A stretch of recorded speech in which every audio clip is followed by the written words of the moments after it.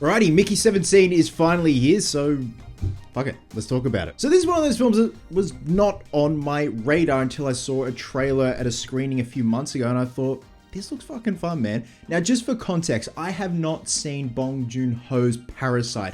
It's one of those things like Breaking Bad. I've been meaning to finish Breaking Bad, and I've been meaning to watch Parasite. I hear nothing but good things. I just have not got around to it. So you won't hear me comparing Parasite to Mickey 17. And from what I hear and what the discourse is, they are completely separate when it comes to tone. So Mickey 17 is based on a novel called Mickey 7. Now, apparently, Bong Joon-ho upped it to 17 because he wanted to kill Mickey 10 more times, which is sadistic and cool, and I love that. Now, just a cheeky little heads up, I'm going to be referencing certain points of the original trailer that could be considered a spoiler. I don't know.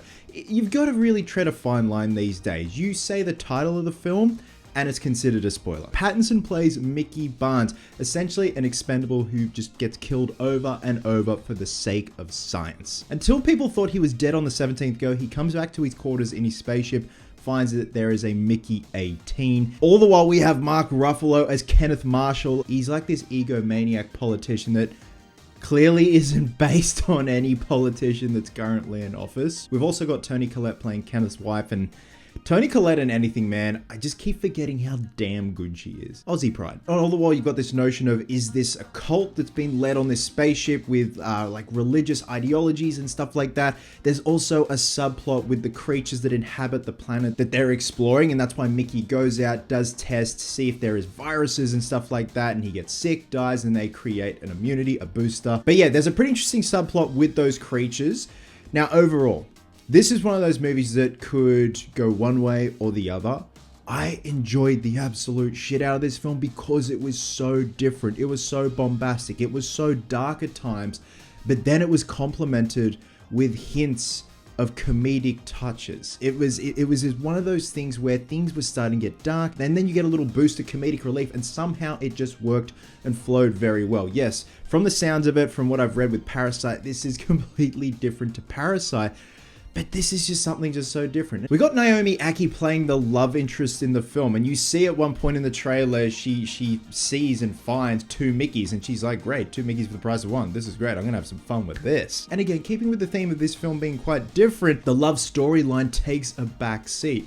Yes, it's there hanging around, but it's not front and center and distracting for what's going on and what the real issue is in the film in regards to the storyline. And I think also this film really just solidifies how much I love Pattinson as a performer. I think this, next to, say, The Lighthouse and The Batman, like, The Batman's in a different realm because comic book movie and stuff like that, but I think this really showcases his vocal range. We hear his voice in the trailer, and it's not what we were expecting. It reminds me of one of the kidnappers from the original Three Ninjas film. Come over. Come over. Come to the front door of my house right away. Just so different and out there. And when we see Mickey 17 and Mickey 18, it's very different. Chalk and cheese. The personalities are yin and yang, polar opposites, and I love that. If anything, Mickey 18 is very much like Batman, or what we could expect to see in the Batman Part 2. Fuck. But also his physical comedy as well. There's a lot of physical comedy in this film, and it's mostly from Pattinson. I wouldn't say it's slapstick, but it's very over the top and just kind of works with the context of what's going on in that scene, because again, some things are very bombastic, silly, yet it works. And I love the idea of they're controlled with what they eat and portions and calories, and you go to put something in your mouth that you shouldn't be eating, an alarm goes off and it says, you know, you're 2 calories over. Just the strict, controlled, cult-like ideologies of what's going on in the background. When it came to Ruffalo's character and who he's clearly taken the piss out of, I wouldn't say I got sick of it towards the end of the film. It just kind of, I don't know, I just wanted to see more of Mickey and what was going on with him at the end of the film. So yeah, guys, overall, I really dug the shit out of this film. I didn't know what to expect going in, even though seeing the trailer, it was going to be a mixture of action and comedy. Hopefully someone got that McBain reference. Is a mix of action and comedy. I think to take away anything in terms of gripes, it possibly could be a bit heavy-handed with its key messaging and stuff like that, where it gets really, really deep, but I think that's just me overthinking things. I love, again, the idea that, is this a cult? Is this whole spaceship a cult? Is there some religious, weird, wacky, kind of sick, sadistic thing going on in the background? But I really do love the subplot with the creatures that inhabit that particular planet. I thought that was really well done. There are obviously elements of Live, Die, Repeat, or what do we call it here? Edge of Tomorrow. There's also elements of Starship Troopers. Not that over the top in terms of Starship Troopers, which is what I like, especially with the climax of the film. The way things were gearing up, I thought, fuck me, we're just gonna have like explosions everywhere, and I just felt time and a place. Sometimes I'm all for explosions, everything, just blow the shit out of everything. But with this, with what I had seen leading up to the climax, I didn't need that. And I was kind of hoping for something a bit more intimate.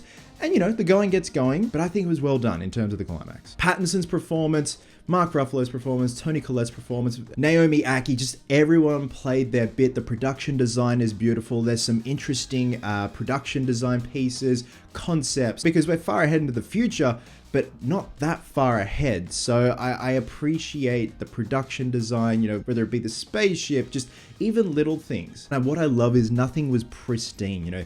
Things are filthy, things are gross. It's not this utopia-like future where everything's polished, glass, pristine, and shiny. It's real, it's gritty. But again, I think this just solidifies why I love Pattinson as a performer. I can't wait to see what he does next. And with that, I'm gonna be giving Mickey 17 4 Pattinsons out of 5. So in a couple of days time, I'm going to have my review up for The Electric Steak, filmed it, edited it, so I've just got to wait till the embargo lifts. Now, like Mickey 17, that is based on an original piece of source material, a book, so it's going to be interesting to see what the discourse is in regards to comparing it to the book. But also, with that being said, drop a comment below once you do see Mickey 17 and let me know your thoughts if you have read the original source material and how it holds up and how it pairs up with the film. Love you guts, and I'll catch you in the next one.